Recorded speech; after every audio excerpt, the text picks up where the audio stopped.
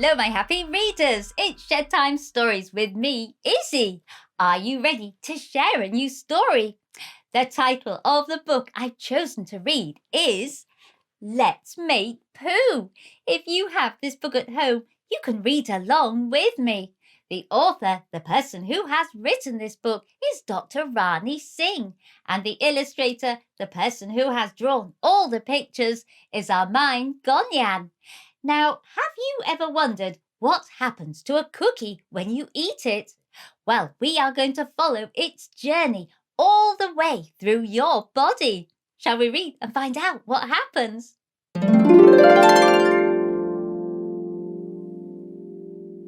There once was a boy named Pete who lived down a little narrow street.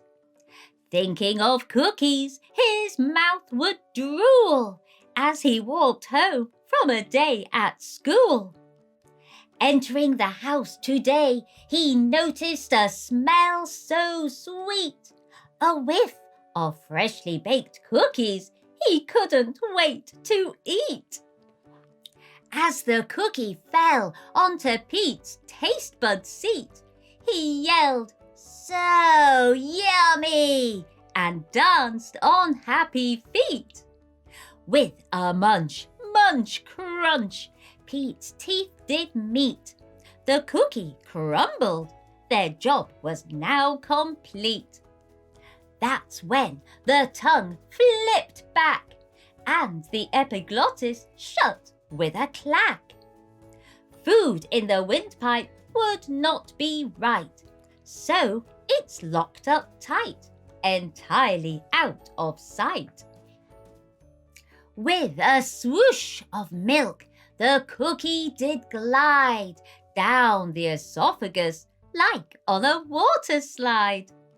It splashed into the stomach as it fell, where for a short while it would dwell.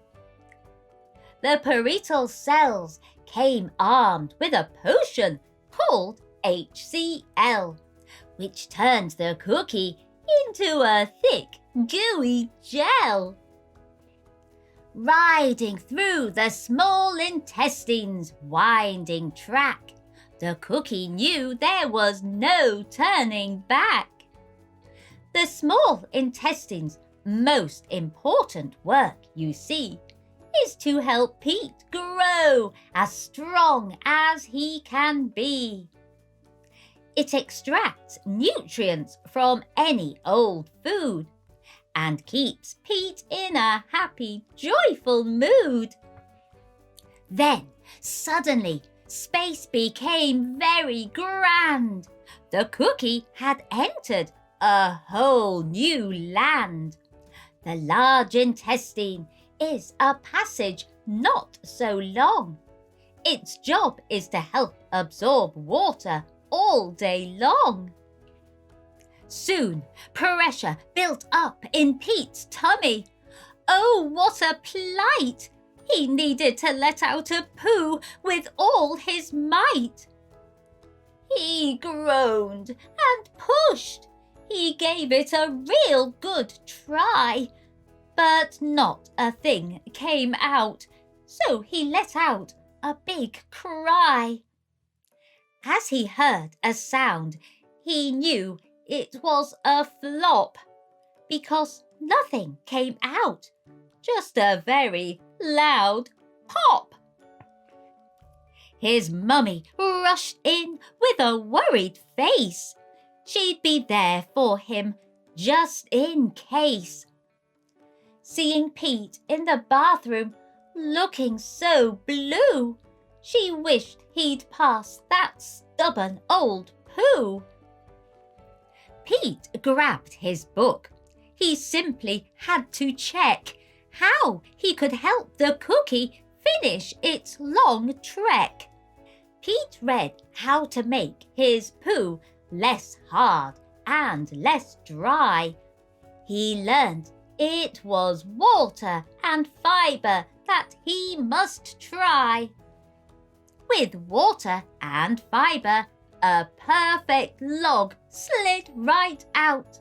No pushing, no straining, Of this there was no doubt. Relieved, Pete smiled. The poo sure did smell ripe.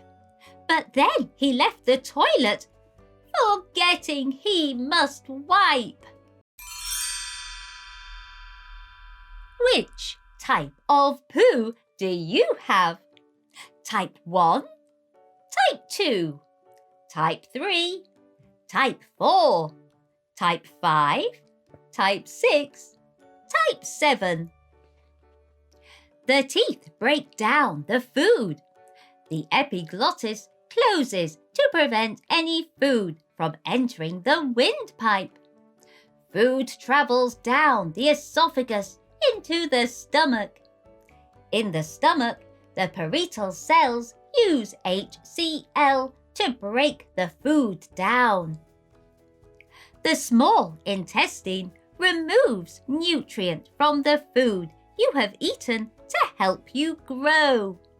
The large intestine removes water from the food you have eaten to shape your stool into the perfect log.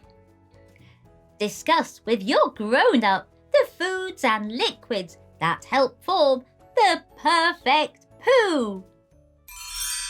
Glossary. Digestive tract. All the parts that the cookie goes through. Esophagus, stomach, small intestine and large intestine collectively form the digestive tract. Tongue. A muscle in the mouth that helps you taste food. It also moves food around your mouth so the teeth can break it into smaller pieces, making your yummy food easier to swallow. Taste buds. These are like little detectives on your tongue. They send messages to your brain to tell it if you've had something sweet like candy or sour like a lemon. Different parts of the tongue are sensitive to different types of flavor.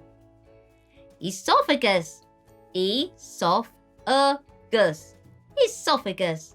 It's like a squishy tube in your body that helps food go from your mouth to your stomach. Epiglottis. Epiglottis. In your throat, you have two pipes, the windpipe and the food pipe. Getting food in the windpipe is dangerous. When you're eating and the tongue flips the food backward, the epiglottis quickly closes the entrance to the windpipe to make sure no food can get in. Trachea. Trachea. This is a fancy name for the windpipe. Stomach. It's like a big, stretchy bag. Inside, there are special juices that help mix the food up and make it all mushy. It's like a magical food blender in your body. Parietal cells. These are like little buttons in the stomach. When food lands on them, they release a strong juice called HCl, hydrochloric acid, which makes all the food in the stomach mushy.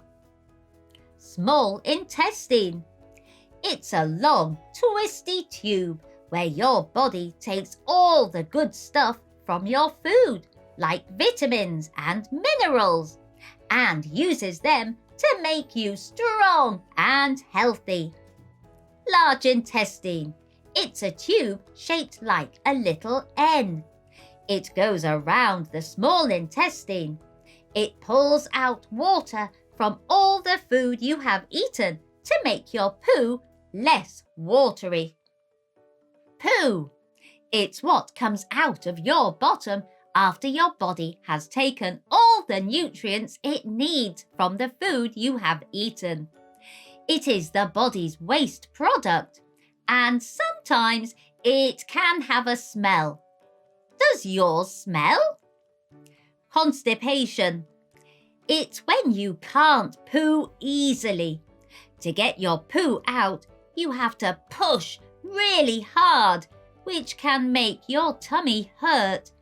It happens when there's not enough water and fibre in your food, so the poo gets all dry and hard like a rock. Make sure you drink plenty of water and eat lots of fibre. Fibre. It's like a special cleaner for your digestive tract. Foods like fruits and vegetables have lots of fibre in them. Fibre makes sure poo comes out of your bottom smoothly without needing you to push or strain. What a fantastic and interesting book that was! Pete's cookie had quite a journey to go all the way through his body, but all those different body parts had different jobs to do so that Pete could poo.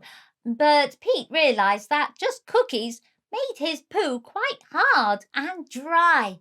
I'm so glad that Pete looked up what sort of things he should eat to help his poo come out just right.